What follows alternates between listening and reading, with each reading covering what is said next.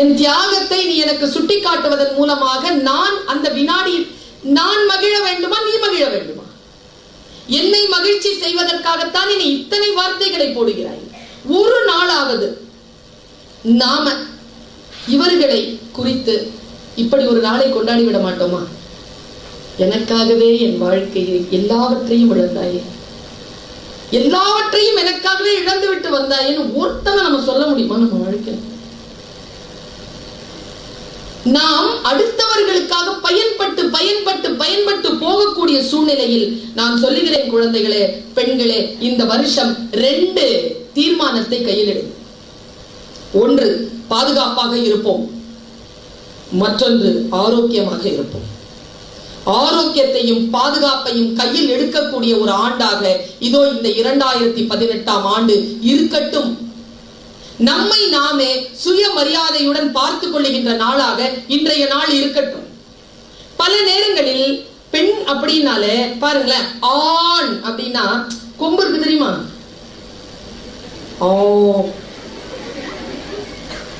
பெண் கொம்பு இருக்கு, பெண். ஆணை என்ன சொல்றாங்கன்னா சான் பிள்ளைனாலும் 18 வயசு பிள்ளைக்கு 4 வயசு துணையா, 4 வயசு துணை. ஏன்னா அவன் ஆண், நம்ம பெண். 2 வீலர் ஓட்ட முடியலங்க, ரோட்ல சைக்கிள் ஓட்டுறவன் தாண்டி போறான். ஏன்னா 7 வயசு அவனுக்கு, எனக்கு 40. ஆனா நான் பெண் இல்லையா? ஐயோ பிள்ளைக்கு மேல பற்ற போதுன்னு சொல்லிட்டு சாஞ்சி போயிட்டு நான் சாஞ்சி போயிட்டேன். நம்மை மீறுவதற்காகவே நாம் வளர்த்தெடுக்கிறோம். சிந்தனை தான் குழந்தைகள். பெண்களே, பெண் என்பது சிந்தனையின் பார்ப்பட்டது. பெண்ணிற்கான ஆதரவு என்பது சிந்தனையின் பார்ப்பட்டது. பெண்மொழி பேசக்கூடியவர்கள் பாராட்டப்பட வேண்டியவர்கள், ஆண்மொழி பேசக்கூடியவர்கள் ஒதுக்கப்படக்கூடியவர்கள். ஆண்மொழி பேசக்கூடிய பெண்கள் நம்மிடையில் உண்டு, பெண்மொழி பேசக்கூடிய ஆண்கள் நம்மிடையில். பெண்மொழி பேசுகிறார்களா என்பதை நாம் கவனமா பார்த்துக்கிட்டே இருக்க. ஜோகராஜ் ஆகட்டும் அல்லது விநாயகம் ஐயா ஆகட்டும், யாராகட்டும், கொஞ்சமாவது கண்ணிய குறைவாக பெண்களை குறித்து பேசுகிறார்களோ என்று கண்குத்தி பாம்பா பார்த்துட்டு இருந்தாங்க. ஒரு வார்த்தை வரலையே. எனக்கு ரொம்ப சந்தோஷம். இந்த காஃபி எல்லாம் கொண்டு வந்தது பசங்க. எப்ப பார்த்தாலும் நாங்களே கொண்டு வந்து வச்சுட்டு இருக்கும் பொழுது எங்களுக்கு ஆண்கள் கொண்டு வந்து இங்க பரிமாறியது கொஞ்சம் சந்தோஷமா இருக்கு. எப்பவுமே சேவை செய்து டயர்டா இருக்கு. கொஞ்சமாவது ரிலாக்ஸா உட்காந்துட்டு ஒரு குட்டி சேவை அவர்கள் நமக்கு செய்து விட மாட்டார்கள். ஆனா செய்ய மாட்டேங்கிறாங்க. இதே கரிசனை வீட்டுல வரோங்கிறீங்க, இந்த தட்டை எடுத்துட்டு வீட்டுல வந்து கொடுப்போம். இந்த தம்பி தட்டு வீட்டுக்குள்ள போன உடனே அவங்க அதிகாரத்திற்குள் வந்து விடுகிறார். என்னதான் இருந்தாலும் எவ்வளவுதான் போராடினாலும் பெண் என்பவர், இப்ப நான் நல்ல பேச்சாளருங்க, நானு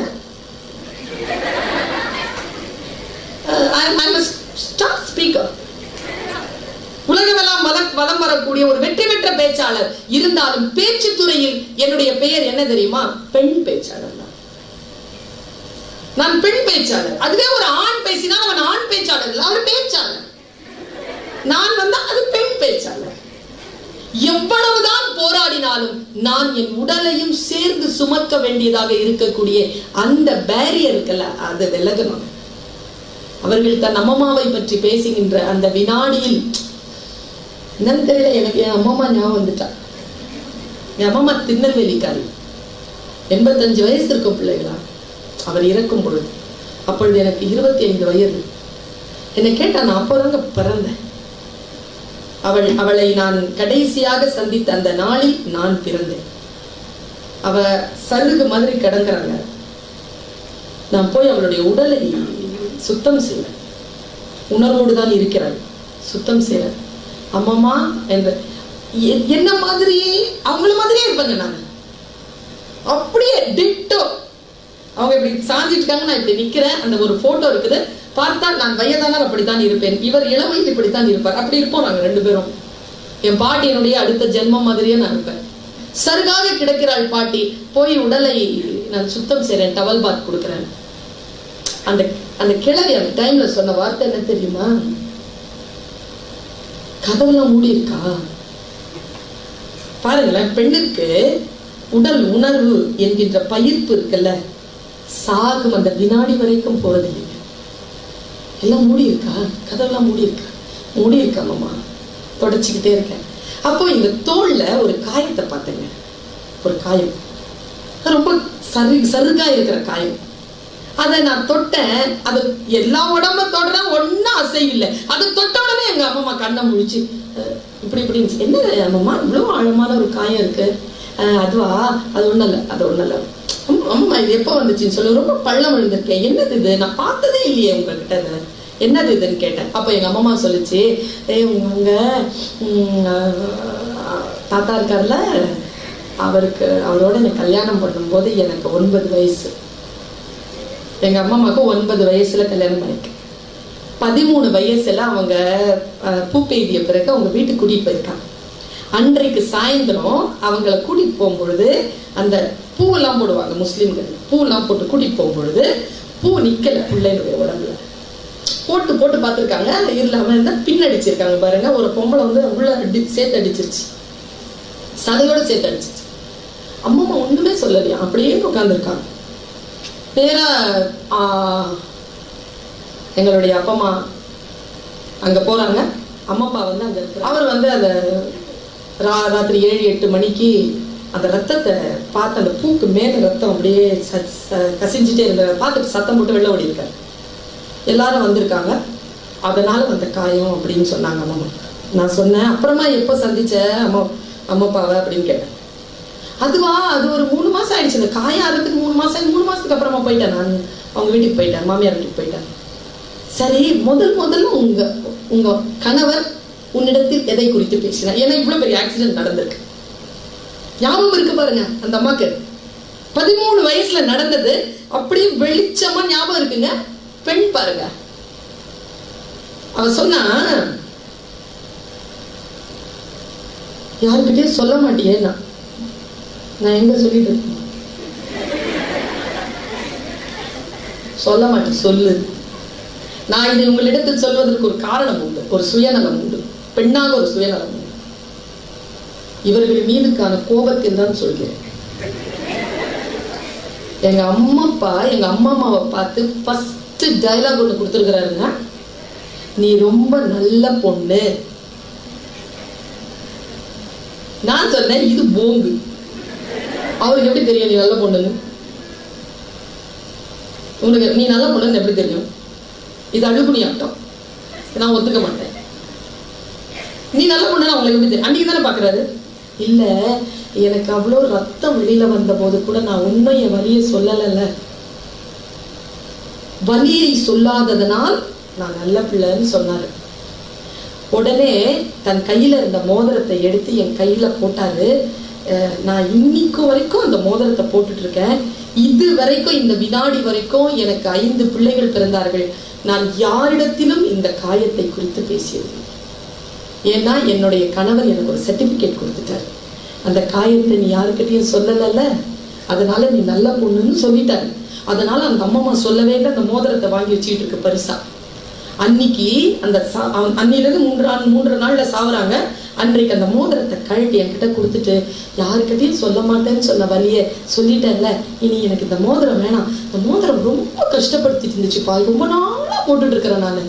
இந்த வழியை சொல்லாமலே இன்னைக்கு சொல்லிட்டேன், இதை நீ வச்சுக்க அப்படின்னு சொல்லிட்டு கொடுத்துட்டு, என் அம்மா என்கிட்ட சொன்ன ஒரே வார்த்தை, என்ன மாதிரி வலிச்சா அமைதியா இருக்காத, கத்துன்னு சொல்லிச்சு.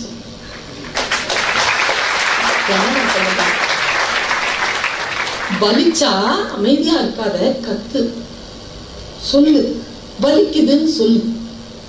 சைலண்டா வலியை பொறுப்பதனால் நீ பெரிய தியாகி ஆயிட்டு பட்டொலி வீசி பறக்கிறதுக்காக உன் சமாதி மேல ஒரு கொடி நட்டுதான் வைப்பாங்க, உனக்கு நிறைய நகை நட்டு கொடுப்பாங்க. ஆனால் அதற்காக வலியை சொல்லாமல் இருக்காதே என்று சொன்னால் என்ன? நான் கையில வச்சிருக்கீங்க என் நகை பெட்டியில அந்த நகை இருக்கு.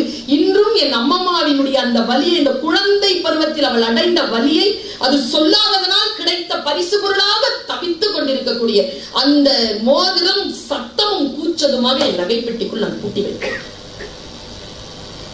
வலிச்சா கத்துங்க, சொல்லுங்க.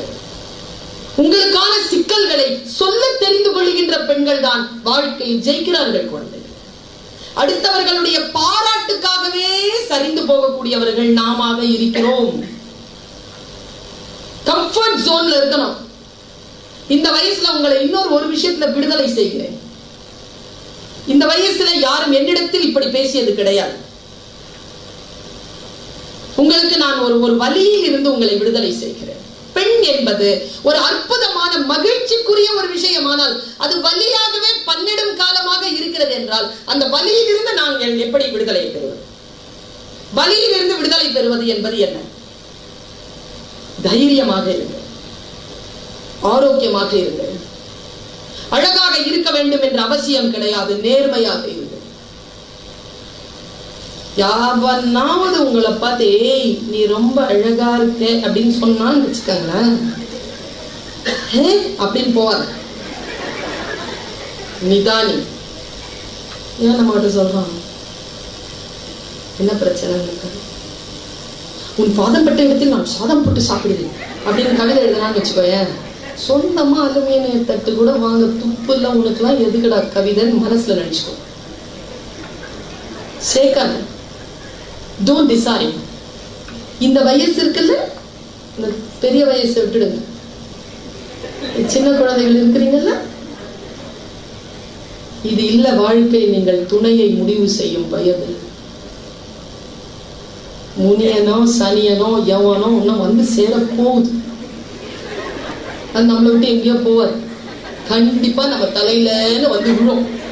அது வரைக்கும் கொஞ்சம் வெயிட் பண்ணி ஜாலியா இருந்துட்டு போங்க, சும்மா அதெல்லாம் சிக்கிக்கொள்ளாது. உங்களுடைய வாழ்க்கையில் நீங்கள் சாதிக்கக்கூடிய வயதாக, ஆரோக்கியமாக விழிப்புணர்வு அடையக்கூடிய ஒரு சூழ்நிலையாக இந்த வயதை பயன்படுத்திக் கொள்ளுங்கள். உங்களை பார்க்கின்ற பொழுது நான் ரொம்ப சந்தோஷிக்கிறேன். ஏன் தெரியுமா? இன்றைய நாள் என்ன நாள் தெரியுமா? உழைக்கும் மகளிர் தினம் தான் இன்னைக்கு. அப்படி ஒரு கேட்டகரி இல்லைங்கிறது வேற. இப்ப அவங்க அம்மா இருக்காங்க, அவங்க ஒண்ணு சம்பாதிக்கலீங்க. அவங்க என்ன சம்பாதிக்கிறாங்க? அவங்க ஆனா அவங்க உழைக்கலையா? அவங்க உழைக்கலையா? அவங்களுக்கு மாச சம்பளம் இருக்குது, உனக்கு இருக்குது மாச சம்பளம், அந்த அம்மாக்கு மாச சம்பளம் கிடையாது. போட்டா தாங்குமா? அவங்களுக்கு சம்பளம் போட முடியுமா விநாயகன் சாரால? இந்த பிள்ளைக்கு போட்டுற முடியுமா சம்பளம்? இவரு சம்பாதிக்கின்ற பெண்கள், சம்பாதிக்காத பெண்கள் என்று உண்டே தவிர உழைக்கும் பெண்கள் தான். உழைக்காத பெண்கள் ஒரு கேட்டகரியே கிடையாது. எல்லாரும் உழைக்கும் பெண்கள். உழைப்பிற்கு சம்பாத்தியம் கிடைக்கும் பெண்கள், உழைப்பிற்கு சம்பாத்தியம் கிடைக்காத பெண்கள், அவ்வளவுதான். எல்லோரும் உழைக்கத்தான் செய்கிறோம். அந்த உழைக்கத்தான் செய்யக்கூடிய உங்களுடைய மனதில் இருந்து ஒன்றை நீங்கள் விடுதலை செய்து கொள்ளுங்கள். அன்பு பெருக்கெடுக்குதா? அன்பிற்கான எதிர்ப்பதம் என்ன குழந்தைகளை? என்ன பெண்களை சொல்லுங்க, அன்பிற்கான எதிர்ப்பதம் என்ன? வெறுப்பு, கோபம், என்னங்க சும்மா சொல்லுங்க. அன்புக்கு எதிர்ப்பதம் பொறாமை, ஏமாத்துறது. நான் உனக்கு சொல்லவா, இதெல்லாம் அன்பு காயப்படுகின்ற பொழுது, அன்பு பாதிக்கப்படுகின்ற பொழுது எழக்கூடிய வினைகள். இதெல்லாம் வந்து எதிர்ப்பதம் இல்ல. அன்புக்கு எதிர்ப்பதம் என்ன தெரியுமா? லேட்டா வரவங்களை வேடிக்கை பார்க்காம நான் பேசுறது கேளு. அன்புக்கு எதிர்ப்பதம் என்ன தெரியுமா? சொன்னா பயந்துருவ. தியானத்தோடு உட்கார்ந்து யோசித்தால் காலில் இருந்து தரை நழுவி விடும். அன்பிற்கு எதிர்ப்பதம் அலட்சியம். நீங்கள் யாரேனும் அன்பு செலுத்துவதற்காக இவர்கள் தகுதி இல்லை என்று நினைத்து விட்டால் just ignore them. அலட்சியப்படுத்துவதுதான் அவர்களுக்கான பதிலே தவிர வெறுப்பு காட்டுவதோ, சண்டை போடுவதோ, பகைமை பாராட்டுவதோ கிடையாது. அலட்சியப்படுத்துவது. கண்களில் இருந்து கண்ணீரை ஒருபோதும் வரவழைக்காத ஒரு துணை கிடைக்கிறதா? அந்த பெண் தான் ஆக மகிழ்ச்சியான பெண். கண்களில் இருந்து கண்ணீரை வரவழைக்க விடாத அந்த துணை, ஒரு பெண்ணை முழுமையாக அங்கீகரிக்கக்கூடிய ஒரு துணை. பெண்களே, நீங்கள் தைரியசாலிகள். தைரியமாக, எதற்கும் தைரியமாக இரு. அந்த ஒன்றை மட்டும் விட்டுடாதீங்க. கடைசி வினாடி வரைக்கும் அந்த ஒன்றை மட்டும் விட்டு விடாதீங்க. வாழ்க்கையில் எவ்வளவு சிரமங்கள் வேண்டுமானாலும் வரலாம். என்ன உனக்கு 2000 ரூபாயில இருந்து 20,000 ரூபாய் பிரச்சனை, அந்த மனுஷனுக்கு 2 கோடி ரூபாயில இருந்து 20 கோடி ரூபாய் பிரச்சனை. அவ்வளவுதான். எல்லாருக்கும் பிரச்சனை இருக்கு. எல்லாருக்கும் பிரச்சனை இருக்கு. என்ன 2 ரூபாவா 200 ரூபாவா 2000 ரூபாவா 2 கோடியா 20,000 ரூபாவா 2 லட்சமான்றதுதான் பிரச்சனை தவிர எல்லோருக்கும் சிக்கல்கள் உண்டு. ஆனால் எந்த சிக்கல்கள் வந்தாலும் பெண்களே நீங்கள் தைரியத்தை மட்டும் விட்டு விடாது. மனதிலே தைரியத்தை கொண்டு எதிர்கொள்ளு. சூழலை எதிர்கொள்ளு. சூழலை எதிர்கொள்வதுதான் ஒரு பெண்ணிற்கான மிக எழுச்சியான தருணமே தவிர தப்பிப்பது அல்ல. அழகா இருக்கணும்னு முயற்சி பண்ணாத. இந்த வயசுல இருக்குல்ல, இந்த வயசுல எல்லாரும் டிஃபால்ட்டாவே அழகா தான் இருப்போம். குரங்குட்டியை பார்த்திருக்கியா? என்ன பியூட்டியா இருக்குங்க. பன்னி குட்டி அதை விட அழகா இருக்கும். கழுத குட்டியை பார்த்திருக்கியா? கியூட்டா இருக்குங்க. அழகாக இருப்பது என்பது இளமை தருகின்ற மிகப்பெரிய வரம். நீ முயற்சி செய்தெல்லாம் அழகாக இருப்பதற்கு ஒன்னும் பாடுபடாது. சிம்பிளா இரு. சிம்பிளா இருக்கிறதே போதுமானது. ஆரோக்கியமாக இருக்கிறாயா? அதை பார். கண்ணு 2 கண்ணாடி இல்லாம தெரியுதா? வாய்க்குள்ள 32 பல்லம் இருக்குதா? ஒபிசிட்டி இல்லாம இருக்கிறியா? மென்சுலேஷன் சரியா வருதா? படுத்தா தூக்கம் வருதா? சீக்கிரமா டயர்ட் ஆக மாட்டேங்கிறியா? நீதான் அழகி. நீதான் அழகி. யாராவது பேசுனா புரியுதா? நீ பேரழகி. மத்தவங்க புரிஞ்சுக்கிற மாதிரி பேச தெரியுதா? நீ பிரபஞ்ச அழகி. இவ்வளவுதாங்க வாழ்க்கை. ஆரோக்கியமாக இருப்பதும், எதை சொன்னாலும் புரிந்து கொள்வதும், எது சொன்னாலும் மற்றவர்கள் புரிந்து கொள்ளுகின்ற வகையில மிக ஷார்ட் அண்ட் ஸ்வீட்டா ஒரு விஷயத்தை சொல்லிட்டு போறது. இந்த தன்மை இருக்கிறதா, நாம் இந்த உலகத்தை ஆழ்வதற்கு தயாராகி விட்டோம் என்று பொருள். பல நேரங்களில் எனக்கு நானே நான் சில விஷயங்களை கற்றுக்கொள்கிறேன். நீங்கள் இதோ காலையில 7:30 மணிக்கு வரீங்க, சாயந்தரம் 7:30 மணிக்கு வீட்டுக்கு போறீங்க அல்லது ரூமுக்கு போறீங்க. என்ன கற்றுக்கொள்கிறீர்கள்? நான் சொல்லவா? டெய்லி ஒரு கிளைண்ட், ஒரு 20 கிளைண்ட சந்திப்பீங்களா? ஒருத்தர். ஒவ்வொருத்தரையும் நீங்க ரொம்ப அழகா ஒரு சப்ஜெக்டா எடுத்தீங்கன்னு வச்சுக்கோங்களேன், உங்க துறையில நீங்க எவ்வளவு வளரலாம் தெரியுமா? இது ஒரு வாய்ப்பு உங்களுக்கு, கற்றுக்கொள்வதற்கான வாய்ப்பு. நான் இந்த வளாகத்தில் இருந்து உள்ளே நுழைந்து உட்கார்ந்து இவர்களிடத்தில் பேசி இங்க வந்து இருக்கின்ற இந்த இருப்பு வரைக்கும் நான் கற்றுக்கொண்டே இருந்தேன். எது நிகழ்ந்து கொண்டிருக்கிறது, யார் வந்து கொண்டிருக்கிறார்கள், என்ன பேசிக் கொண்டிருக்கிறார்கள், அவர் பேசிய பேச்சிற்கான பின்புலம் என்ன, ஏன் இப்படி பேசுகிறார், இவருக்கான உள்நிலையில் என்ன அன்பு இருக்கிறது, எதை வியாபாரமாக நினைக்கிறார், இது என்ன பள்ளிக்கூட வளாகம், இது எப்பொழுது வந்தது, இதனுடைய எல்லாம் ஓடிட்டு இருந்தது. அலர்ட்னஸ். பல பெண்கள் அலர்ட்டாவே இல்லை. அதுதான் நம்முடைய மிகப்பெரிய சரிவிற்கான காரணம். ஒரு நாள் இப்ப மதுரையில நான் பேசுறேன், ஒரு 10 நாளுக்கு முன்னால. நம்ம உள்ளங்கோட நான் அதை பகிர்ந்துக்கிறேன் உங்ககிட்ட. எந்த ஒரு விஷயத்தையும் ஷார்ப்பா கத்துக்கோ.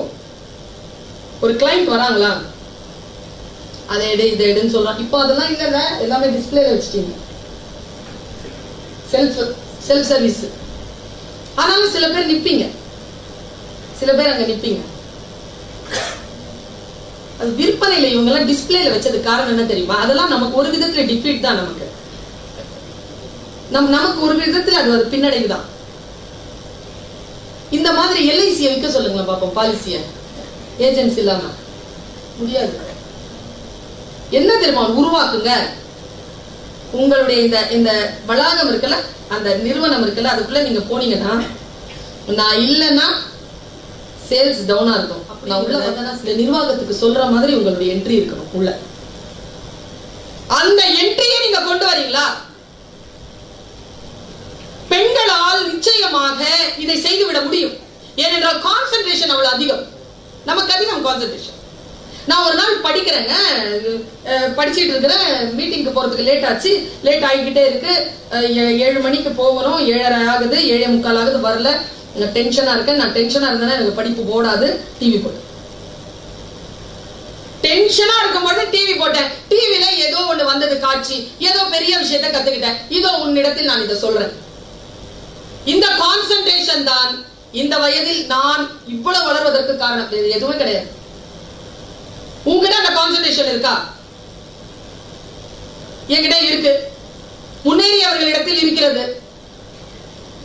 கான்சன்ட்ரேஷன் தான், கவனம் தான்.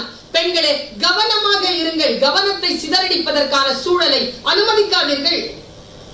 பாருங்க, உட்கார்ந்துட்டு இருக்க ஒரு இந்த மத சேனல், மத கருத்துக்கள் வரக்கூடிய சேனல் ஒண்ணு போட்டு, சரி நல்ல வார்த்தைகளை தான் கேட்கலாம் அப்படின்னு ஒரு அனிமேஷன் வந்ததுங்க. புதுசா ஒரு விஷயம் கத்துக்கிட்டேங்க.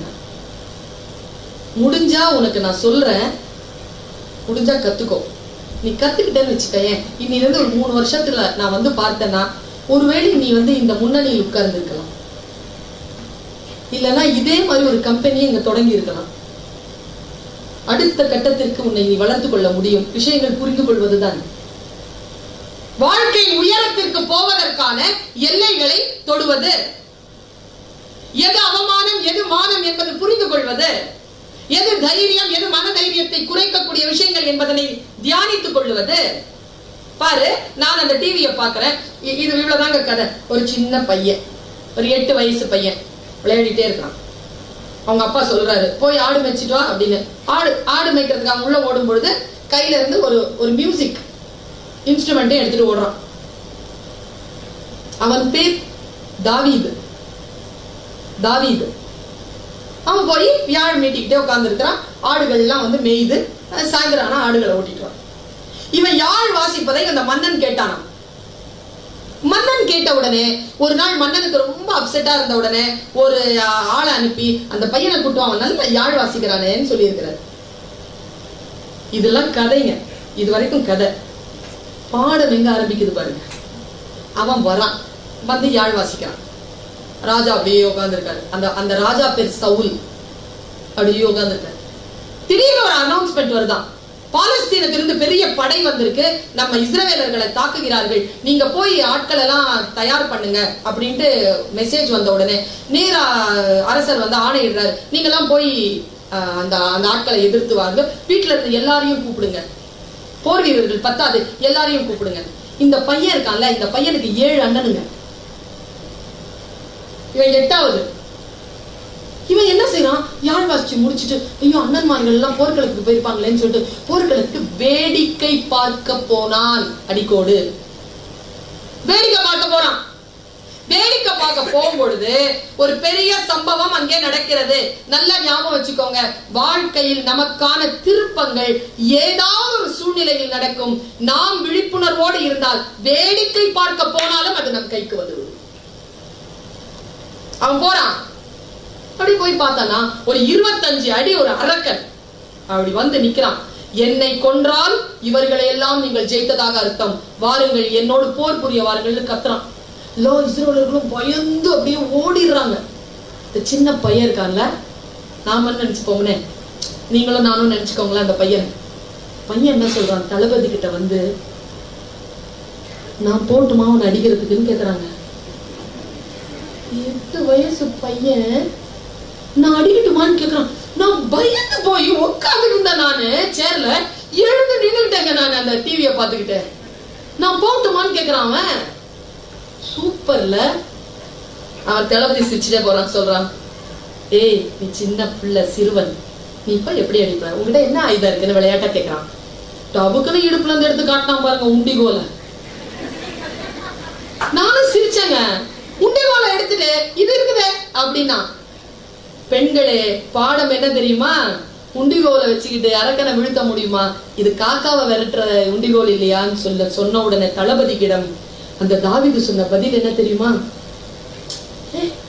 என்ன பதிலுங்க, நீ நினைப்பது போல் இந்த கவனை வைத்துக்கொண்டு நான் பறவைகளை மட்டும் அடிக்கவில்லை, என் ஆடுகளை கடிக்க வரும் சிங்கங்களை விரட்டுவதற்காக நான் பயிற்சி பெற்றிருக்கிறேன். நான் பாருங்க, கவன் கல்லை வைத்துக் கொண்டு, உண்டிகோலை வைத்துக் கொண்டு சிங்கத்தை அடிக்க முடியுமா? பயிற்சி பெற்றிருக்கிறேன். சரி போனா பாருங்க. போய் எனக்கு இங்க சிலபஸ் உங்களுக்கு கொஞ்சம் கொஞ்சமா நகருது, பெண்களுக்கு கொஞ்சம் கொஞ்சமா நான் நகர்த்துறேன். அவன் போய் கரெக்டா அதை வந்து பிளேஸ் பண்ணாங்க. கரெக்டா குறி வச்சான். எங்க வச்சான்னா நெத்திக்கு வலது புறத்துல வச்சான். நெத்திக்கு கொஞ்சம் வலதுபுறத்துல அடிச்சா ஃபெயிண்ட் ஆயிடும். கரெக்டா அடிச்சான் பாருங்க. சிங்கங்களை மயக்குவதற்காக அவன் அடிக்கிற அந்த பிளேஸ கரெக்டா அந்த அரக்கன் இடத்தில் வைத்தான். அரக்கன் கீழே சாய்ந்தான். எல்லோரும் ஜெயஜெயகாரம் செய்கிறார்கள். தோத்துட்டு ஜெயிச்சிட்டோம். அவன் சொல்றான் நம்ம தோத்துட்டோம், நம்ம தோத்துட்டோம், நம்ம ஜெயிச்சிட்டோம். ஒரே சத்தம். இப்போ கீழே விழுந்தாச்சு. என்ன பண்ணுவோங்க நாமெல்லாம்? நான் நிறைய பேரை பார்த்திருக்கேன். இந்த மாதிரி எதிர்பாராத ஒரு வெற்றி வந்துருச்சுன்னா கை காலம் விட விட விட விட விட நடுங்கி சரி சரி ஓகே ஓகே முடிஞ்சு போச்சு ஓடிடலாம் அப்படின்னு சொல்லுவோம்ல. அவன் புறச்சூழ்நிலைகளால் பெற்ற வெற்றி அல்ல, அகச்சூழ்நிலையினுடைய உறுதியினால் பெற்ற வெற்றி. அதனால அவங்க நின்னான். எனக்கு ரொம்ப பிடிச்ச ஒரு வேலையை செஞ்சாங்க. அவன் எல்லாரும் சத்தம் போட கிட்ட போறாங்க. கீழே விழுந்து கிடக்குறோம், கிட்ட போறான். ஏய் மயங்கி தாண்டா இருக்கிறான், எழுந்து அவ்வளவுதான் சொல்லி கத்துறானுங்க எல்லாம். கிட்ட போயிட்டு இது ஏன் கல்லு அவன் நெத்தியில இருக்குது. கல்லை எடுத்து பத்திரப்படுத்திக்கிட்டாங்க. அடிச்ச ஆயுதத்தை எடுத்து பத்திரப்படுத்திக்கிட்டான். பத்திரப்படுத்தினா அவன் மயக்கம் தெளிகிறான். மயக்கம் தெளிஞ்சு அவன் ஏந்திரிக்கிறத பார்த்த உடனே அவன் கழுத்து மேல போய் உட்காந்துட்டான். திரும்பி உட்காந்துட்டாங்க. அப்படி நடந்து வந்து அவன் இடுப்புல இருக்கக்கூடிய கத்தியை எடுத்தான். யார் இடுப்புல இருக்கிற கத்தி? அரக்கன் இடுப்புல இருக்கக்கூடிய கத்தியை எடுத்துட்டு அப்படியே ஒரு ரவுண்ட் அப் ஒண்ணு அடிச்சு யூட்டன் ஒண்ணு அடிச்சு அப்படி தலை வெட்டிட்டாங்க.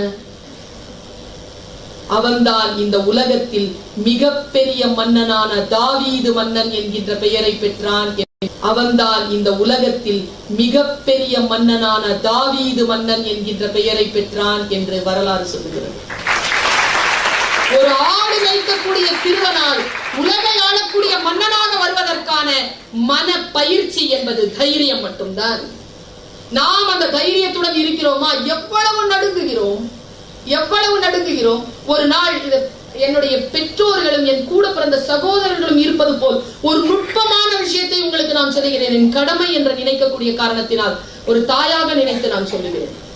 இந்த நான் பேச வரதான பிள்ளைகளை உங்களுக்கு தெரியும். இதுக்கு முன்னால நான் எப்போ புறப்பட்டேன், எவ்வளவு தூரம் பயணம் பண்ணி வந்திருக்கேன், என் வீட்டில் என் கடமைகள், இன்னைக்கு நான் என்ன சமைச்சேன், என்ன சாப்பிட்டேன், என் பயணம் எவ்வளவு வலியானது தெரியுமா? ஒரு பெண்ணாக சாதாரணமானதல்ல ஒரு பயணம் என்பது. வந்து பேசுறதுங்கிறது சென்னையில இருந்து கோயம்புத்தூருக்கு அப்படியே வந்துட முடியாது. காலையில காலேஜ் அட்டன் பண்ணிட்டு காலேஜ்ல 1 hour பர்மிஷன் மட்டுமே போட்டுட்டு நேரா கிளம்பி வர வேலைகளுடன் வேலைகள் செய்து கொண்டிருக்கிறேன். ஓய்வு கிடையாது எனக்கு. இந்த ஓய்வு கிடையாது என்கின்ற நிலையிலே நான் உனக்கு சொல்லுகிறேன். இந்த ட்ரெயின்ல ஒரு வாட்டி டிராவல் பண்ணிட்டே இருந்தேங்க. நம்மள வயது வித்தியாசமே இல்லாமல் எல்லோரும் சிரமப்படுத்துவார்கள் பெண் என்ற காரணத்துக்காக. நானும் அதற்கு விதிவிலக்கல்ல. சிரமங்கள் வருது. நான் 2 டயர் ஏசிங்க சைட் பர்த்ல படுத்துட்டு இருக்கேன். அந்த 4 பர்த் இருக்கோங்க. இந்த பக்கம் சைட் பர்த். அந்த இடத்துல அந்த கோச்ல யாருமே இல்லை, வேற நான் மட்டும்தான் இருக்கிறேன். ஒரு ஆண் வந்தாங்க. அவன் சரியா இல்லை.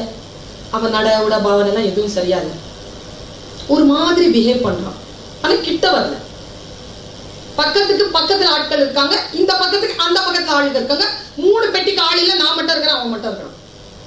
அவன் என்ன தெரியுமாங்க செஞ்சான்? ஒன்னும் செய்யலைங்க. அவன் படுத்துக்கிட்டான் கீழே பர்த்ல. படுத்துட்டு அதுக்கு வேற 2 டயருக்கு இது இருக்கும் கர்டன். என்னுடைய பர்த்துக்கு முன்னால கர்டன் இல்லை. அன்னைக்கு கர்டன் எல்லாம் படுத்துட்டு என்ன பார்த்துட்டு இருக்காங்க. வேற எதுவும் செய்யல. எப்படி பார்த்துட்டு இருக்கான்.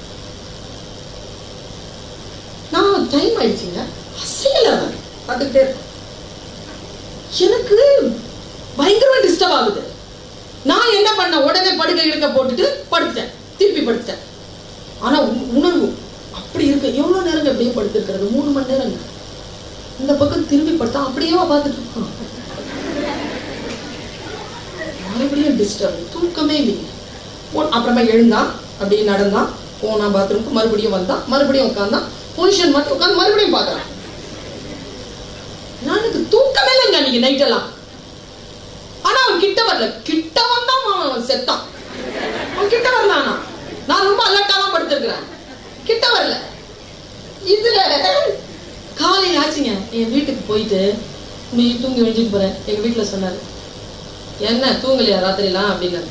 தூங்கலப்பா, இந்த மாதிரி ஒரு பிரச்சனைப்பா. என்ன பிரச்சனை பாருங்க. ஆண்களுக்கு மட்டுமே தெரிந்த ரகசியம், பெண்கள் நமக்கு தெரிய மாட்டேங்குதுங்க. ஆண்களுக்கு தான் அந்த மொழி தெரியும். நீங்கள் பெண்களுக்கு சொல்லிக் கொடுங்க. சொல்லி விட்டா உஷாராயிருவாங்களோன்னு நினைக்காதீங்க, சொல்லிக் கொடுங்க. அவர் சொன்னாரு, அவனுக்கு என்ன கிடைக்கணுமோ அது கிடைச்சிருச்சு, அவன் ஜெயிச்சுட்டான் அப்படின்னாரு. என்னப்பா அப்படி சொல்றீங்க, என்ன ஏப்பா இவ்வளவு இன்சல்ட் பண்றீங்கன்னு கேக்குறேன் நான். இல்லம்மா, அவன் நோக்கம் உன்னை டிஸ்டர்ப் பண்றதுதான், உன்னை தொடர்றது இல்ல. நீ அவனால டிஸ்டர்ப் ஆயிட்டல, அது அவனுக்கு போதும். அவன் ஜெயிச்சுட்டா, நீ தோத்துட்ட. நீ என்ன பண்ணிருக்கணும், நிம்மதியா படுத்து தூங்கி இருக்கணும். நீ தான் கிட்ட வந்து அடிக்க தயாரா இருந்தல, கிட்ட வந்தா அப்புறம் அடிச்சுக்கலாம். அந்த வாழ்க்கைய வீணாக்குன நீ, அந்த நைட்டெல்லாம் ஏன் வீணா போன? அப்படி வீணா போறதுதானே அவனுக்கு நோக்கமே. அவன் நோக்கம் ஈடேறியது. நீ அலட்சியப்படுத்தி இருந்தால் அவன் தோற்று இருப்பான். அவன் தூங்காமல் துடித்துக் கொண்டு இருந்திருப்பான். நீ நல்லா நிம்மதியா தூங்கி இருந்திருப்ப.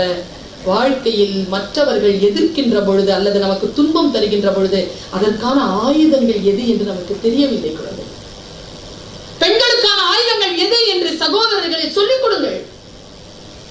ஆடையை முழுமையாக அணிந்து கொள்வதுதான் சுதந்திரம் என்பதனை சொல்லிக் கொடுங்கள். ஆடையை குறைத்து அணிந்து கொள்வது என்பது அடிமைத்தனம் என்பதனை சொல்லிக் கொடுங்கள். உடல் என்பது ஒரு பெண்ணுக்கு ஆயுதம் என்பதனை சொல்லிக் கொடுங்கள். இது சுயமரியாதையான விஷயம் என்பதனை சொல்லிக் கொடுங்கள். ஒரு பெண்ணிற்கு கேலி செய்வது பிடிக்காது என்பதை பெண்களை ஆண்களுக்கு சொல்லிக் கொடுங்கள். நமக்கு பிடிக்காது தெரியுமா? கேலி செய்தால் பிடிக்குமா? பிடிக்காதுங்க. மனைவியை மட்டும் கேலி செய்து விடாதீர்கள். ஏன் தெரியுமா? சின்ன வயசுல கேலி பண்ணிடுவாங்க. ஒருத்தர் கேலி பண்ணாரு பாருங்க, ஒரு கேலி. தன்னுடைய கொழுந்தியா இருக்காங்கல்ல, வைஃபனுடைய தங்கச்சி, அவங்க மாமியார் இறந்து போனாங்க. இந்த மாப்பிள்ளையால முடிஞ்சது, சாவுக்கு போக முடியல. மனைவியை மட்டும் அமைச்சு வச்சுட்டாரு. 10ஆம் நாளுக்கு போய் அவரு அவங்களுக்கு அந்த தன் கொழுந்தியா கிட்ட பேசுறாராமா. கிண்டலு கொழுந்தியாட்ட. இங்க பாருங்க, நான் உங்க மாமியாருடைய சாவுக்கு வரலங்கிறதுனால நீங்க என் மாமியார் சாவுக்கு வராம இருந்துடாதீங்க. எப்படி இருக்குது இது? அவர் சொல்லும் போது அவருக்கு 35 வயசுங்க. இன்னைக்கு அவருக்கு 70 வயசுங்க. அந்த அம்மா இப்ப வரைக்கும் வச்சு செய்யுது. சிக்கனார். சின்ன வயசுல தெரியாத கேலி கிண்டல்லாம் 60 வயசு ஆனதுக்கு அப்புறம் அது ஒன்னொன்னா கோத்து வச்சிருக்கோம்னா ஒன்னொன்னா எடுத்து விடும். அப்புறமா நீங்க தவிக்க வேண்டியதுதான். சிறிய வயதிலேயே பெண்களை மிகவும் கண்ணியத்துடன் நடத்துதல் மிக நுட்பமான ஒரு விஷயத்தை உங்களுக்கு நான் சொல்லுகிறேன். இப்போதான் இதை பற்றி சிந்தித்து வந்தேன். எனக்கு ஒரு வாட்ஸ்அப்ல ஒரு செய்தி வந்தது. இது எத்தனை பேருக்கு தெரியும் தெரியாது என்றது எனக்கு தெரியாது. நிர்வாகத்தில் இருக்கக்கூடிய பெண்கள், மூத்த பெண்கள், அவர்களுக்கு மூத்ததாக இருக்கக்கூடியவர்கள், அவர்களை வழிநடத்தக்கூடியவர்கள் புரிந்து கொள்ளக்கூடிய விஷயம் என்பதற்காக நான் சொல்லுகிறேன். தமிழகத்தில் தற்கொலை செய்து கொள்கின்ற பெண்களினுடைய விகிதாச்சாரம் கூடிக்கொண்டிருப்பதற்கான காரணம் என்ன என்று ஆய்வு கொண்டிருக்கிறார்கள். ஸ்ட்ரெஸ்னு சொல்றாங்க. ஆண்களும் செத்து போகிறார்கள், அவர்களும் சூசைட் பண்ணிக்கிறார்கள். ஆனால் பெண்களுடைய விகிதாச்சாரம் அதிகமா இருக்கு. தீயிட்டு தற்கொலை செய்து கொள்கிறார். ஒரு போஸ்ட்மார்ட்டம் பண்ற ஒரு டாக்டர் சொல்றாரு, அந்த போஸ்ட்மார்ட்டம் பண்ணும் பொழுது 99.8 பெண்களுக்கு, 100 பேர் செத்துருக்காங்கன்னா போஸ்ட்மார்ட்டம் பண்ணும்போது 99.8 பேருக்கு கர்ப்பப்பையில் சினை முட்டைகள் இருக்கின்றன. அப்படின்னா மாதவிடாய் வருவதற்கு 2-3 நாட்களுக்கு முன்னால் இந்த தற்கொலை நடக்கிறது. இப்படி ஒரு ஆய்வு சொல்லப்பட்டது. ஆக மாதவிடாய் வருவதற்கு, மென்சுரேஷன் பீரியட் வர்றதுக்கு 3-4 days இருக்குதா? உங்களுக்கு அந்த டேட்ஸ் தெரியுதா? உங்களுக்கு ஸ்ட்ரெஸ்ஃபுல்லா அன்னைக்கு நீங்க ஃபீல் பண்றதுக்கு ஆரம்பிக்கின்ற பொழுது அந்த நாட்களை சுய உணர்வோடு நோட் பண்ணி வச்சுக்கோங்க.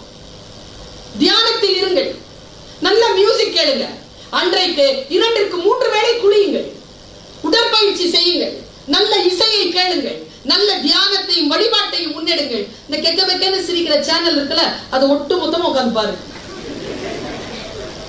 ஸ்ட்ரெஸ் பஸ்டர் பண்ணிக்கோங்க. அந்த 3 days உங்களுக்கு அதாவது மாதவிடாய் ஆரம்பிக்கிற 3 days கிடையாது, மாதவிடாய்க்கு முன்னால் இருக்கக்கூடிய 3 நாட்களில் நீங்கள் கவனமாக இருங்கள். யாருங்க இதெல்லாம் சொல்லித்தரா? நமக்கு சொல்லி தருவதற்கே ஆள் இல்லையே. யோசித்து பார்த்தால் நமக்கான விடியல்கள் நம் கையில் தான் இருக்கிறது. ஆனா என்ன, நாம் எழுந்து நிற்க வேண்டும். நம் சுயமரியாதை இல்லாத விஷயங்கள் எங்கே நடந்தாலும், அது எனக்கு நடந்தாலும் சரி, அம்மாவுக்கு நடந்தாலும் சரி, இந்த தங்கச்சிக்கு நடந்தாலும் சரி, யாருக்கு நடந்தாலும் அது பெண்ணுக்கு நடந்தது, உனக்கு நடந்தாலும் அது பெண்ணுக்கு நடந்தது. பெண்ணுக்கு எதிராக இருக்கக்கூடிய விஷயங்களை நீ நிச்சயமாக மறுப்பதற்காகவும் எதிர்ப்பதற்காகவும் எதிர்கொள்வதற்காகவும் நீ தயாராக இருக்க வேண்டும். ஒன்னும் இல்லைங்க, இந்த மார்ச் 8 நாள் இல்ல, அதுக்கு முன்னால் ஒரு 20 வருஷம் பெரிய போராட்டம் ஒண்ணு நடந்தது. பஞ்சாலையில நடந்த போராட்டம் தான். ஆணுக்கும் பெண்ணுக்கும் சரிசமமாக கூலி வேண்டும் என்பதற்காக பெண்கள் உள்ளிருப்பு போராட்டம் நடத்தி பல பெண்கள் செத்து போனார்கள் அமெரிக்காவில். அதற்கான ஒரு நாள் தான். ஆணுக்கும் பெண்ணுக்குமான கூலி சமமாக வழங்கப்பட வேண்டும் என்று நாம் பேசுகிறோம் என்றால், அது சமமாக வழங்கப்படுகின்ற பொழுது இந்த நாள் பொருள் பொதிந்த நாளாக வருகிறது. ஆணுக்கும் பெண்ணுக்கும் சமமான கூலி வழங்கப்படுறதா? இது ஆம்பளை சமம் பொம்பளை சமம் இன்னைக்கும் சொல்றோமா இல்லையா? என்னமா என்னதான் இருந்தாலும் பொம்பளை சமம் தானே சொல்றாங்களா இல்லையா? பெண்ணிற்கான உடல் உழைப்பு மிக முக்கியம். நான் ஒண்ணு சொல்றேங்க, ஆண் உயிர் பெண் மெய். எப்படி புரிஞ்சுக்கிறீங்கன்னு தெரியல. ஆண் உயிருங்க, அவன் தனித்தும் இயங்குவான், உடலோடு சேர்ந்தும் இயங்குவான். ஆனால் பெண் என்கின்ற உடல் இருக்குல்ல, உயிரோடு சேர்ந்துதான் இயங்கும். அவன் மெய். கணவனுக்கு உடலை தருபவள், குழந்தைக்கு அவன் உடலை தருபவள். கணவனுக்கு தன் உடலை தருபவள், குழந்தைக்கு அவன் உடலை தருபவள். உடலாகவே இருப்பவள் பெண். அந்த உடலாக இருக்கக்கூடிய அந்த பெண்ணிற்கான இருப்பு அது மிக மரியாதைக்குரியது. ஆம்பளையும் பொம்பளையும் சரிநிகர் சமம் இல்லையா? பெண் உயர்வு தான். நீங்க ஆம்பளை உயர்வு இல்ல, ஆண் உயிர். ஆனால் அந்த உயிரை இயக்கக்கூடிய உடல் என்னங்க? தசரதனை பற்றி கம்பன் சொல்லுகின்ற பொழுது உயிரெல்லாம் இயங்குவதோர் உடம்பும் ஆயினான் தானே சொல்லுவான். மன்னர் உயிர்த்தே மலர்தலை உலகம் சொல்லி சங்க இலக்கியம் சொல்லுது. கிடையாது, மன்னன் உயிர் கிடையாது, மன்னன் உடல். தலைவன் என்பவன் உடல். உடல் இருந்தால் தானே இயங்க முடியும். பெண்களாகிய நாம் உடல். இந்த உடல் சார்ந்த சிந்தனையை மிகவும் ஆழமாகவும் புத்திசாலித்தனத்துடனும் முன்னெடுங்கள். உங்களுடைய உடலை நீங்கள் மரியாதை செய்யுங்கள். அலங்காரம் செய்து கொள்ள வேண்டிய அவசியம் கிடையாது. ஆரோக்கியமாக இருப்ப சூப்பர். எதுக்குன்னு சொல்லுங்க. 23 years old, slim, fair, domestically well trained, preferably home size, matrimony. என்ன பண்ண போற நீ? slim, fair, என்ன பண்ண போற? கருப்பு நம் தேசிய நிறம். கருப்பு கலகத்தின் குரல். கருப்பு புரட்சியின் நிறம். புரட்சியின் நிறமாகவும் கலகத்தின் குரலாகவும் தேசியத்தினுடைய சுயமரியாதைக்கான நிறமாகவும் கருப்பு இருக்கிறது. ஞாபகம் வச்சுக்கோங்க. கருப்பு அது நல்ல ஒரு டயலாக் வரும், அழுக்காக விடுவேன்றதுனால கருப்பா பெற்றது. நமக்கு அழுக்காகும் பயம் இல்லை. ஓரத்தில் சிகப்பழ. எது என்ன பண்ண போற? நம்பாத. அப்படி அதே வாரத்தில் சிகப்பழகா இருந்தா எத்தனையோ பேர் சிவப்பா சுத்திட்டு இருப்பாங்களா இல்லையா? பணம் கொண்டவர்கள் இல்ல. சிவப்பாக இருப்பது, சிவப்பு என்பது நிறம், அழகு அல்ல. ஆங்கிலம் என்பது மொழி, அறிவல்ல. ஒரு விஷயத்தின் மீது மோகம் கொள்ளாத. நின்று நிதானித்து நிலை பெற்று நீ பார்த்தால் பெண்ணிற்கான ஏற்றம் என்னன்னு தெரியும். பெண்ணிற்கான சுயமரியாதை என்கின்ற வெளியோடு நீ இரு. நீ பெண்ணா இருக்கிறல்ல, இந்த உலகத்தில் அற்புதமான வாய்ப்பு. The greatest opportunity being a woman, the happiness. Just enjoy that. நம்ம 4 பேர் நின்னோன்னு வச்சுக்கோங்களேன், சிரிப்போமா இல்லையா? இந்த 4 பேர் இங்க நிறுத்தி வைங்க, சிரிக்கிறாங்க. காலையில வந்த உடனே என்னடி இன்னைக்கு சாப்பாடுன்னு சொன்னாலும் சிரிச்சுக்கிட்டே கேட்போம். அவங்க கேட்பாங்க, என்ன வச்சுருக்காங்க, சாரி என்ன, இப்படிதான் சுத்துவாங்க. நாம தான் அப்படி அதிகார நிலையில் இருக்கக்கூடிய பெண்கள் கூட நம்ம அங்க சாவி, என்ன மேடம் சாப்பிட்டீங்களா, இன்னைக்கு எப்படி இருந்தது இட்லி, சுமாரா தான் இருக்கு, அதுதான் மேடம் நானும் சொல்லிக்கிட்டே இருக்கிறேன், நீங்க வந்துட்டீங்க மேடம், சரி சரி சாவி எடு சாவி எடு. இந்த அந்யோன்யம் பெண்களுக்கே உண்டாது. பெண்கள் இயல்பாகவே மகிழ்ச்சியுடன் இருக்கக்கூடிய தன்மை பெற்றவர்கள். அந்த மகிழ்ச்சியை தொலைக்காமல் இருப்பது அந்த மகிழ்ச்சியை தொலைக்காமல் இருப்பதற்கான வாய்ப்புகளை அதிகப்படுத்திக் கொள்ளுங்கள். சுயமரியாதையுடன் இருங்கள், சுய உணர்வோடு இருங்கள். அவேர்னஸோட இருங்க. யார் எப்படி கடந்து போனாலும், பயிர்ப்பு என்கின்ற சொல் சாதாரண சொல் இல்லை. அச்சம், மடம், நாணம், பயிர்ப்புன்னு சொல்றோம்ல, அந்த பயிர்ப்பு என்பது நம்முடைய முழுமையான அலர்ட்னஸ்க்கு பேர் தான் பயிர்ப்பு. யார் நம்மளை பார்த்துட்டு இருந்தா கூட நமக்கு அந்த அலர்ட்னஸ் இருக்கும், அதுக்கு பேர் தான் பயிர்ப்பு. அது வரம். அதை சாகடித்து விடாதீர்கள். அதை அடுத்த நிலைக்கு நம்முடைய அடுத்த தலைமுறைக்கு எடுத்து செல்லக்கூடிய அந்த ஆற்றலை பெண்கள் பெற வேண்டும். பெண்களுக்கான சுயமரியாதை, பெண்களுக்கான சுய விழிப்புணர்வுக்கான சூழலை ஏற்படுத்துங்கள். நான் 2 செய்தி உங்களுக்கு சொல்றேன். இப்போ சமீபத்துல நான் அதை பதிவு பண்ணிருக்கேன். எந்த பெண்ணின் அந்தரங்கத்தை பற்றியும் யாரும் பேசாமல் இருந்தது. இன்னைக்கு ஒரு ஓத்து எடுப்போமா? நாம் இன்னைக்கு ஒரு உறுதிப்பாடு எடுப்போமா? எந்த பெண்ணின் அந்தரங்கத்தை பற்றியும் யாரும் பேச மாட்டோம். நம்பர் 1. நம்பர் 2, யாருக்கேனும் எந்த விபத்தோ, பாலியல் ரீதியான எந்த விபத்தோ நடந்திருந்தால் அதை அடுத்தவர்கள் காதிலே பரப்ப மாட்டோம். ஆபாசமான வீடியோக்கள் ஏதேனும் வந்தால் உடனே டெலீட் செய்வோமே தவிர அதை அடுத்தவர்களுக்கு பரப்ப மாட்டோம். பெண்களை குறித்த, பெண்களுடைய உடல் குறித்த பாதுகாப்பை நானும் மற்றவர்களுக்கான பாதுகாப்பாகவும், என்னுடைய பாதுகாப்பாகவும் என்னுடைய எண்ணங்களை நான் பலப்படுத்துவேன்.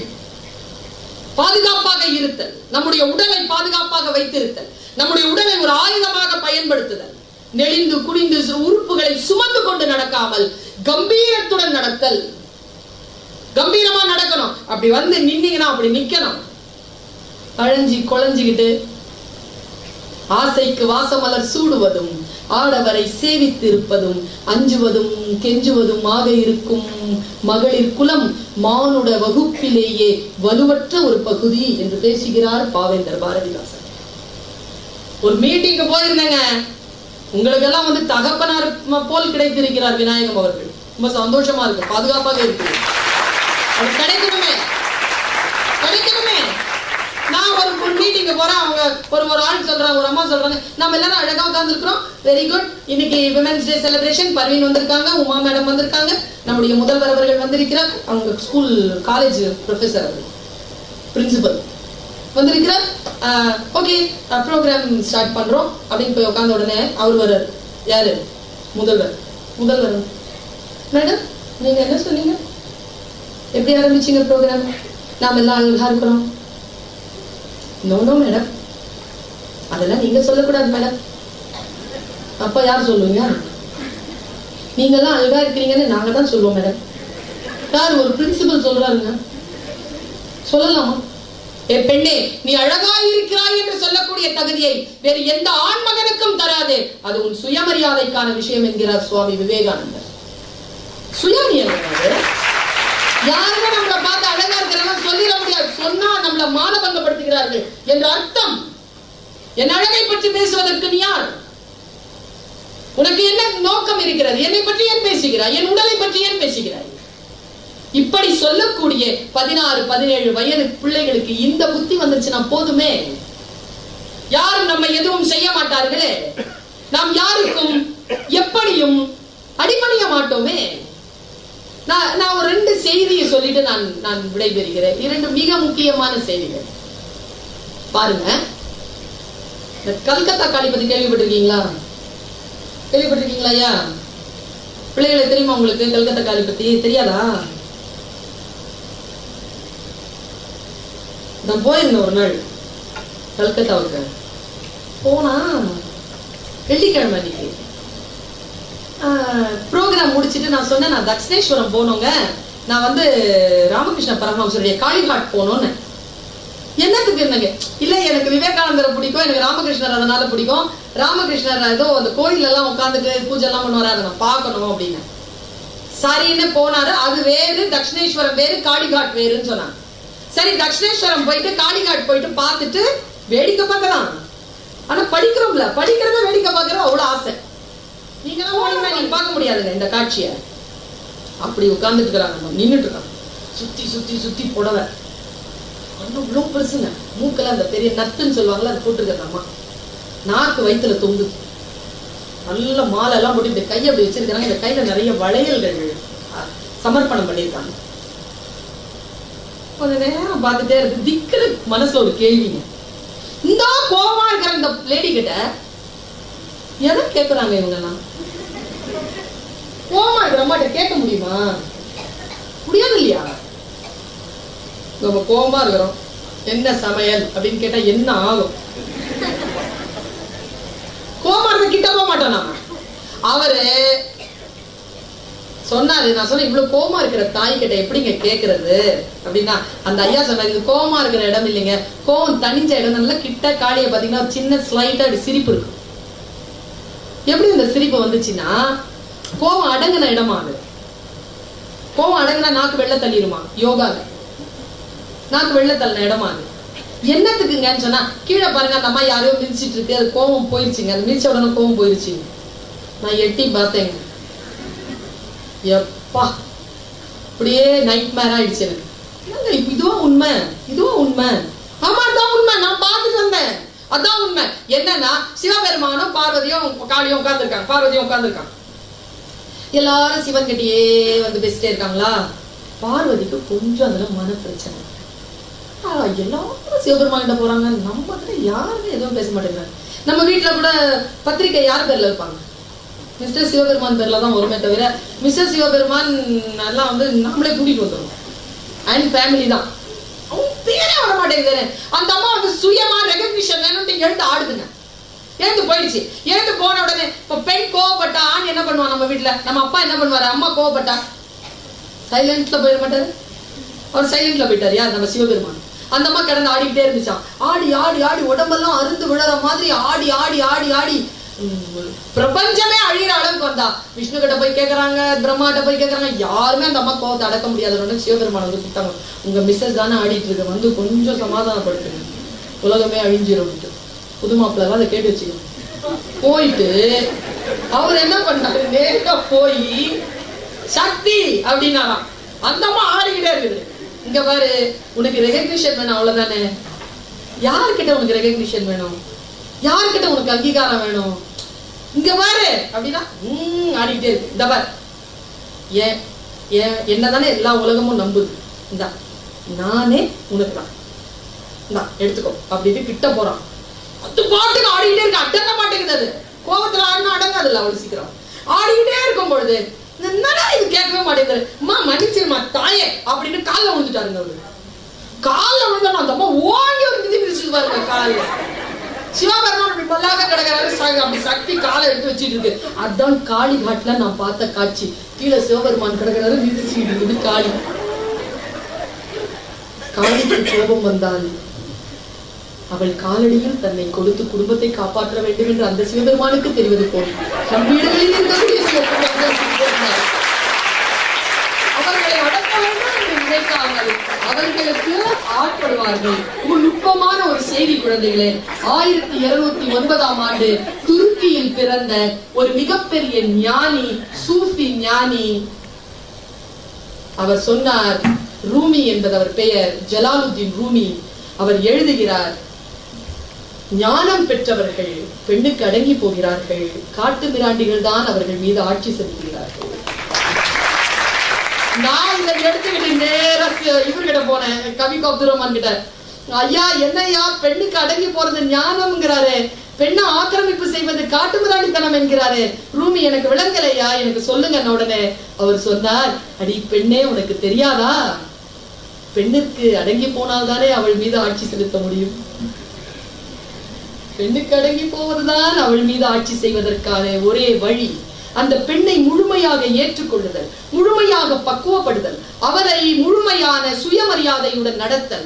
இன்னொரு விஷயம் என்னன்னா, நம்மை சுயமரியாதையாக நடத்தக்கூடிய வாய்ப்புகளை நாம் தவற விடாமல் பிடித்துக் கொள்ளுதல்.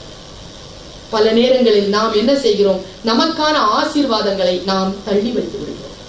நமக்கான சிறிய சிறிய புத்தி இனத்தினால் நமக்கான மிகப்பெரிய வெளிகளை, ஆகாசத்திற்கு மேலாம் போய் அடையக்கூடிய ஞானத்தை நாம் விட்டு விடுகிறோம். பாரதி இதுதான் சொல்லுகிறான், பெண்ணிற்குள் ஞானத்தை வைத்தான் புவி பேணி வளர்த்திடும் ஈசன், மண்ணிற்குள் சில மூடர் நல் மாதர் அறிவை கெடுத்தார் என்று பேசுகிறார். இந்த பூமியில் நம்முடைய மானத்தை, நம்முடைய அறிவை, நம்முடைய ஞானத்தை கெடுக்காத சூழ்நிலையில் நாம் எழுந்து நிற்க வேண்டும்.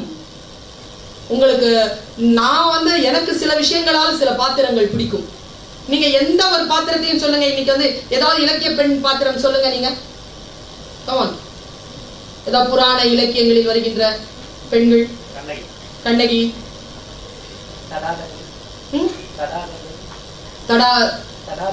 தடாதகை யார் அவங்க? யார் எந்த கான்டெக்ட்ல வராங்க அவங்க? தாடகையா தடாகையா? தடாதகை மீனாட்சியா? மீனாட்சி எனக்கு தெரியல. அவங்க நீங்க சொல்ற ரொம்ப ஜெனரலா குட்டி. ஓகே, எனக்கு தெரிஞ்சு இந்த நலாயினி, தமயந்தி, மண்டோதரி, சீத்தை, பாஞ்சாலி தெரிஞ்ச ஆட்களாம் சொல்லலாம்ல. மாஸ்டரா வர இருக்கு அன்னைக்கு தெரியல நமக்கு டீச்சர்ல நான், அதனால பிள்ளைகளை எச்சரித்த. இப்ப எல்லா கேரக்டர் வச்சு பாருங்களேன், எல்லாம் கஷ்டப்பட்ட பொம்பளைங்க. யாரோ சாவித்ரி பாவங்க எல்லாம். எனக்கு இந்த 2-3 மாசம் முன்னாடி கார் எடுக்கிறாங்க, போட்டா பாருங்க பாட்டு காலையில மார்ச் 8ஆம் தேதிக்கு எப்பம்ல மலரே குறிஞ்சி மலரே. வேற பாட்டே கிடைக்கல அவனுக்கு. தலைவன் சூட நீ மலர், அந்த ஆள் தலைவர் சூடுறதுக்காக மலர்ந்து நான் பிறந்திருக்கிறேன். பிறந்த பயனை நீ அடிச்சு ஒரு ஆஃப் பண்ற. சரி, கொஞ்ச நேரம் போய் ஆன் பண்ற. அந்த பாட்டு பாலும் பழமும் ஒரு பாட்டு, பாலோடு பழம் யாவும். அந்த பாட்டு என்ன பாட்டு அது? நான் பேச நினைப்பதெல்லாம். இந்த பாட்டு சொல்லுங்க. நான் பேச நினைப்பதெல்லாம் நீ பேச வேண்டும். அப்ப நீ என்ன பேசுவ? நான் காணும் பொருள் யாவும் நீ ஆக வேண்டும். ஓகே, அப்புறம் பாலோடு பழம் யாவும் உனக்காக வேண்டும். நீ என்ன திம்ப? பாவை உன் முகம் பார்த்து பசியா. எவ்வளவு நாள் ஏமாத்துவீங்க இப்படி? நமக்கு பசிக்காதா? நம்முடைய வாழ்க்கை கொஞ்சம் ஸ்பேஸ் வச்சுக்கோங்க பிள்ளைகளை. இன்னைக்கு கத்துக் கொடுக்குறவங்களுக்கு காலையில சாயந்தரம் வரைக்கும் வேலை செய்றீங்கல்ல, வீட்டுக்காக உழைக்கிறீர்கள், உங்களுடைய வாழ்க்கை சேமிப்புக்காக உழைக்கிறீர்கள். ஒரு 2 hours ஆவது உமன் அப்படிங்கிற அந்த ஸ்பேஸ்ல ஜாலியா இருக்கு. அதுல யாரையும் செதுல அந்த ஸ்பேஸ், அந்த வெளி ஆண்களுக்கு இருக்கு தெரியுமா அந்த ஸ்பேஸ்? வீட்டுக்கு எத்தனை மணிக்கு வராங்க? வேலை முடிஞ்சதுக்கு அப்புறமா அந்த ஸ்பேஸ் அவங்க அழகா பயன்படுத்துறாங்க. நாம தான் பயன்படுத்துறது இல்லை. அவர்கள் கேளிக்கைக்காக பயன்படுத்துவதில்லை, அவர்கள் சாதாரண பாவ செயல்களுக்காக பயன்படுத்துவதில்லை. ஆனால் தன்னுடைய வெளியை பயன்படுத்துகிறார்கள். பெண்கள் தன் வெளியை பயன்படுத்துகிறார்கள். பெண்கள் தன் வெளியை பயன்படுத்திக் கொள்ளுங்கள். நம்முடைய வாழ்க்கையில் நமக்கு முன்னால் இந்த பாஞ்சாலின்னு ஒரு பொண்ணுக்கு ஒரு பெரிய வாய்ப்பு தெரியுமா? அது புடிச்சு இழுத்துட்டு போறாங்க தெரியுமா? அவளுதானே தெரியும் அவனுக்கு. பாஞ்சாலி ஏன் அம்மனா வழிபடப்படுறா தெரியுமா? என்ன பண்ணாங்க அவங்கன்றதுனால அவங்க அம்மன். அந்த அம்மா நின்று கேட்டுச்சுங்க. பாரதியார் எழுதுறாரு, நின்று கேட்டுச்சு. வரமாட்டேன், பயந்து வரமாட்டேன்னு சொல்லல. அது மாதவிடாய் காலத்தில் இருக்கிறேன், வர முடியாது. அப்படி இழுத்துட்டு போகும்போது ஹால் எல்லாம் ரத்தம்னு எழுதுறான். ஒற்றை ஆடையில் இருக்கிறாள், புடிச்சு இழுத்துட்டு போறாங்க. அவ வன்முறையால் தான் வந்தாளே தவிர உடன்பட்டு அவ சபைக்கு வரல. ஏன் தெரியுமா? அவ மனசு கன்வின்ஸ் ஆகலைங்க. மனசு கன்வின்ஸ் ஆயிடுச்சுன்னா எங்க வேணாலும் போய் நிப்போம். ஏன் சாவித்திரி போய் யார் ஒரு யமதர்மராஜா கிட்ட கூட்டு வரலாம், அவன் புருஷனை கூட்டு வந்துருவோம். எங்க போனாலும் எங்கேயோ போய் கூட்டிட்டு வந்துருவோம். அது இயல்புதான் நமக்கு. பத்மாவதி போய் கூட்டு வந்ததா இப்ப படத்துல பார்த்தேன். கூட்டிட்டு வந்துருவோம், எங்க இருந்தாலும் போய் கூட்டிட்டு வந்துருவோம். பெண்ணுக்கு அந்த ஆற்றல் உண்டு. ஆனால் பாஞ்சாலி மறுத்தால. ஏன் மறுத்தா தெரியுமா? ஒரு சிறிய நுட்பத்தை சொல்லி நான் முடிக்கிறேன், 2 நிமிஷம் தான். தேரோட்டி சொல்றாங்க, பிள்ளைகளா நீங்க புரிஞ்சுக்கோங்க, இந்த இமோஷனல் இன்டெலிஜென்ஸ் நம்ம கிளாஸ் எடுக்கிறோம்ல, இதுதான் கிளாஸ். எந்த டைம்ல எப்படி அடிச்சு பேசினா எங்க உயர்ந்து நிற்போன்றதுக்கு பாருங்க. பாஞ்சாலி அம்மனான வரலாறு நிக்கிறா. உன்னை கூப்பிட்டாங்கம்மா, என்னாச்சு? சூதுல தோத்துட்டாங்க. ஓ சரி, வர முடியாதுன்னு போய் சொல்லு. இல்லம்மா கூப்பிட்டாங்க. சரி, ஒரு டவுட்டு. என்ன டவுட்மா? என்ன நடந்தது விளாவரியா சொல்லு. சொல்றான். இல்ல எனக்கு டவுட் இன்னும் கிளியர் ஆகல. அந்த ஆள் இருக்காருல புருஷன், அவர் தன்னை முதல்ல வச்சு தோத்துட்டு என்ன தோத்தாரா, என்ன தோத்துட்டு அப்புறமா தன்னை தோத்தாரா? ஒரு பெண்ணுக்கு இருக்கக்கூடிய கேள்விங்க. கணவன் தன்னை இழந்த பிறகுதான் என்ன கொடுத்தானா, இல்ல ஃபர்ஸ்ட் என்ன அடகு வச்சுட்டான் அப்படின்னு கேட்ட உடனே அந்த ஐயா சொன்னாரு, எப்படிமா உன்னை முதல்ல வைப்பாரு? அவர் முதல்ல தன்னைதாமா இழந்தாரு. அப்புறமா தாமா உன்னை இழந்தாருடன் சிரிச்சிட்டே அந்த அம்மா சொல்லுச்சு. உனக்கு அப்படியே புரியும். நாயகர் தான் தம்மை தோற்ற பின் என்னை நல்கும் உரிமை அவருக்கு இல்லை. என்ன சாத்திரத்தால் என்னை தோற்றிட்டார்? பைலா என்னது ஏதாவது இருக்குதா? என்ன லால என்ன தோத்தாரு? புலை தாயத்திலே விலைப்பட்டவர் அவர். புவி ஆளும் திரௌபதன் கண்ணினான். அவர் புலை தாயத்திலே விலைப்பட்டவர். நான் மிஸ்ஸஸ் பாஞ்சாலி எல்லாம் கிடையாது, மிஸ் திரௌபதி. மியூச்சுவல் டைவர்ஸ் பேர் இருக்கு. மியூச்சுவலா ஒரு divorce கொடுத்துறாரு. I am not Mrs. Panjali, go to hell. I am Miss Draupadi. எங்க அப்பா திரௌபதன், நான் திரௌபதி. நான் ராணி. அந்த ஆள் அடிமை. அடிமைக்கெல்லாம் ராணிய வந்து வைக்கிறதுக்கான எந்த உரிமையும் கிடையாதுடா, போய் சொல்லுன்னு நின்னு கர்ஜிச்சாங்க அந்த பாஞ்சாலி அம்மன். நான் எங்க வியக்கிறேன்னா, இது இப்படி சொல்லிடுறோம், நம்ம நல்ல தைரியமா சொல்லிடுறோம். பிடிச்சி இழுத்தாங்க, எல்லாம் வேலை எல்லாம் முடிஞ்சது. கண்ணன் வந்தாரு, எல்லாமே முடிஞ்சு கடைசியா இந்த மாதிரி உட்கார்ந்து இருக்கிறாரு. இதுல திருதராஷ்டிரன் காலில் விழுது. அந்த அம்மா எல்லாம் இப்படி பார்த்துட்டு இருந்தீங்களேன்னு சொல்லி கத்துது. அப்ப அவர் சொல்றாரு, என் மனசு ரொம்ப கஷ்டமா இருக்கு. சரி, ஏதாவது 2 வரம் கேளு. இதாங்க பெண்மை. விநாயகம் ஐயாவுக்கு தெரியும், பரஞ்சோதி ஐயாவுக்கு தெரியும் இந்த பெண்மையினுடைய ஆழம். ஏனென்றால் வயது, அனுபவம், வாழ்க்கை நமக்கு எல்லாருக்கும் தெரியணுங்கிறதுனால சொல்றேன். அந்த அம்மா சொல்லுச்சு, என்னுடைய கணவன்மார்களை நீங்கள் விடுதலை செய்யுங்கள், என் தாய் நாட்டை விடுதலை செய்யுங்கள். 2 வரம். அவரு கத்துறாரு, என்னம்மா தப்பு பண்ணிட்டியம்மா, கணவன்மார்களோடு சேர்ந்து உன் விடுதலை நீ பெறவில்லையே. அந்த அம்மா சொல்றியோ, நான் தான் அடிமையே இல்லைங்க, நீ யாருப்பா எனக்கு விடுதலையை கொடுப்பதற்கு என்று கேட்டா பாருங்க, அங்கே எழுந்து நிற்கிறாள் அந்த அம்மன். நாம் உள்ளுக்குள் தான் குழந்தைகளை, பெண்களை சிதைந்து போகிறோம். இந்த சிதைவுகள் இல்லாமல் சுயமரியாதையோடு எழுந்து நிற்கின்ற பொழுது நமக்கு தவறாக நடக்கக்கூடிய விஷயங்கள் நம் கண் பானா போய் விழும், எங்கேயோ போய் நாம் சிக்கிக்கொள்ள மாட்டோம். இந்த விழிப்புணர்வோடு, இந்த சுயமரியாதையோடு நீங்கள் அடுத்தடுத்து வரக்கூடிய நாட்களை நீங்கள் சந்திக்க வேண்டும் என்கின்ற கோரிக்கையோடு உங்கள் அனைவரிடம் இருந்து விடைபெறுகிறேன். நன்றி, வணக்கம். மகிழ்ச்சி.